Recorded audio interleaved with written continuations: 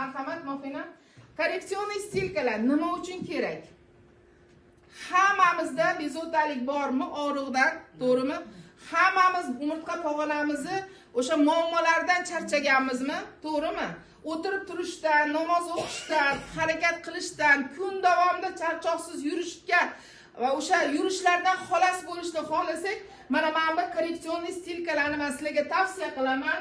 Asosan xususiyati nimalardan iborat ekan? Korreksion stilkani taqqan paytingizda bosimni mana shu oyog'imizni tovoni bo'yicha bir xil taqsimlash natijasida mana shu yerda mana ko'rsatib qo'yilgan 12 ta organ sistemamizning faoliyati tiklanar ekan. Mikrosirkulyatsiya, ya'ni qon tomirlarimizdagi qon aylanishini yaxshilab berar ekan. Oyoq ostidagi tochkalar harakat qilish natijasida organizmdagi hujayra orasidagi suyuqliklar, ya'ni shishdan xalos bo'lar ekanmiz. Bizga ortiqchalik qilayotgan tuzlar harakatga kelib chiqishni boshlar ekan, ya'ni buyrak faoliyati tiklanar ekan. Gormonal narusheniyamiz ham yaxshi bo'lar ekan.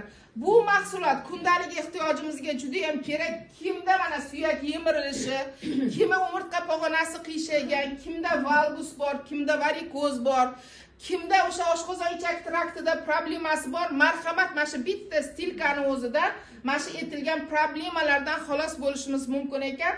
Mana 3-yil ishlavamiz, 3 yil davomida mana shu stilkani o'zini taqib, dori-darmonlarsiz, mana shu priborlarsiz juda ko'p natijalarga erishdik.